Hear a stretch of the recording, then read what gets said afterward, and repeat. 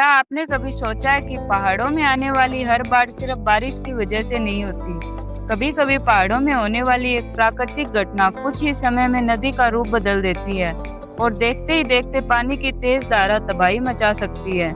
हाल ही में नेपाल के हिमालय क्षेत्र में हुई विनाशकारी बाढ़ ने एक बार फिर पूरी दुनिया का ध्यान हिमालय और वहां मौजूद प्राकृतिक खतरों की ओर खींचा है। लेकिन इस घटना को सिर्फ एक समाचार की तरह देखना काफी नहीं है, क्योंकि इसके पीछे छिपी है जियोग्राफी, इन्वायरमेंट और क्लाइमेट से जुड़ी महत्वपूर्ण जानकारी। तो आज की इस वीडियो में हम समझेंगे नेपाल में बाढ़ क्यों आई, फ्लैश फ्लड क्या होती है, ग्लेशियर और बाढ़ का क्या संबंध है, हिमालय इतना संवेदनशील क्यों है और इस घटना से कॉम्पिटिटिव एग्जाम में किस तरह के प्रश्न पूछे जा सकते हैं। तो वीडियो को अंत तक जरूर देखिए।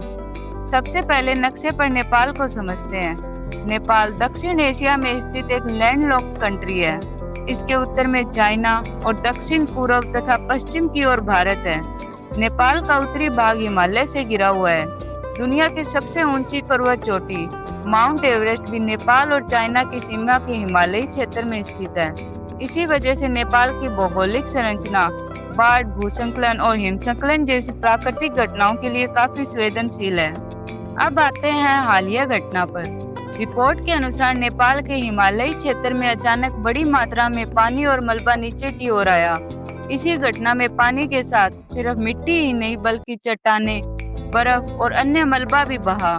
इसी कारण यह सामान्य नदी की बाढ़ की तुलना में कहीं ज्यादा खतरनाक बन गई। कई जगह पर सड़कें और पुल प्रभावित हुए और राहत एवं बचाव कार्य में भी कठिनाइयां आई। लेकिन यहाँ सबसे महत्वपूर्ण सवाल है, आखिर इतना पानी अचानक आया कहाँ से? इसे समझने के लिए हमें एक महत्वपूर्ण जियोग्राफिकल फिनोमिनन समझना होगा, फ्लैश फ्लड यानी अचानक आने वाली बाढ़। फ्लैश फ्लड यानी अचानक आने वाली बाढ़, इसमें पानी का स्तर बहुत कम समय में तेजी से बढ़ सकता है। यह भारी बारिश के कारण हो सकती है, लेकिन पहाड़ी क्षेत्रों में इसके पीछे और भी कोई कारण हो सकते हैं, जैसे लैंडस्लाइड, ग्लेशियर रिलेटेड इवेंट्स, अचानक प्राकृतिक बांध टूटना, नदी के रास्ते में मलबा जमा होना। जब पानी अचानक बड़ी मात्रा में नीचे की ओर बहता है तो उसके साथ चट्टानें, मिट्टी और पेड़ भी बह सकते हैं। इसलिए फ्लैश फ्लड बेहद खतरनाक होती है।